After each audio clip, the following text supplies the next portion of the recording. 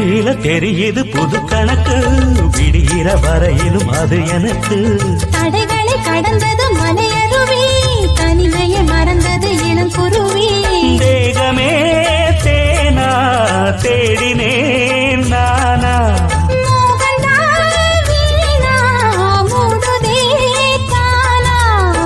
தொடத்தான் தொடக்கதையா படப்படத்தான் பல சுவையா அடிக்கடி மயங்குற வயசு தெரியாதா?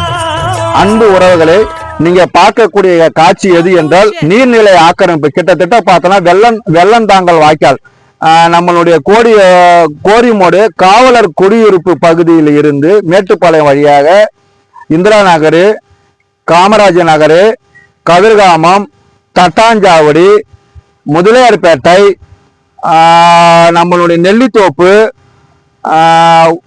உப்பனார் கால்வாய், உப்பளம் வரை இந்த கால்வாய் செல்கிறது. கிட்டத்தட்ட 30 மீட்டர் கால்வாய் 100 அடி அகலத்திற்கு.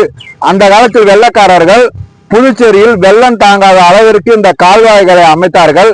இப்போது வெள்ளம் நம்மளுடைய கூரை மீது ஓடுகிறது. காரணம் இந்த ஆக்கிரமிப்பு தான். இந்த ஆக்கிரமிப்புல பார்த்தோன்னா கிட்டத்தட்ட நம்மளுடைய என்ஆர் அவர்கள் ஒரு 15,000க்கு மேற்பட்ட இலவச மனைப்பட்டா வழங்கியுள்ளார். 2 சைடும் ஆக்கிரமித்து.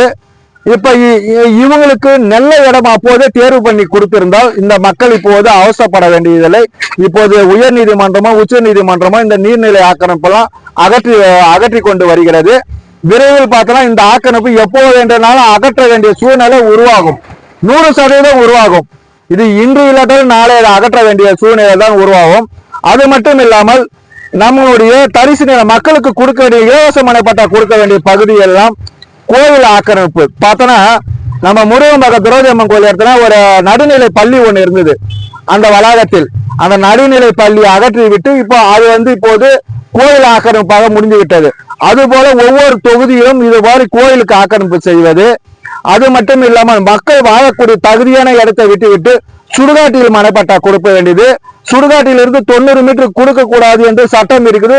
உச்ச நீதிமன்றம் தீர்ப்பும் இருக்கிறது. அது மட்டும் நம்மளுடைய முதல்வரே சொல்லுகிறார், சுடுகாட்டிலாம் நிறைய பேர் குடும்பம் பண்ணலையா, ஐயா ஒரு நாள் அந்த சுடுகாட்டு பகுதியில் குடும்பம் செய்தால் தெரியும் அவங்களுடைய கஷ்டம் என்னவென்று.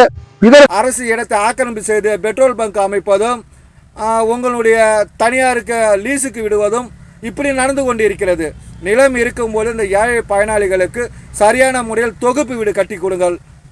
விரைவில் புதுச்சேரி 10 ரூபா சட்ட இயக்கம் நீதிமன்றம் செல்லும். இதற்கான தீர்வு காணும் என்பதை பதிவு செய்கிறேன். அரியாங்குப்பம் பகுதியிலும் நீர்நிலை ஆக்கிரமிப்பு செய்யப்பட்டுள்ளது. இதற்கும் தீர்வு காணுவோம். நன்றி, வணக்கம்.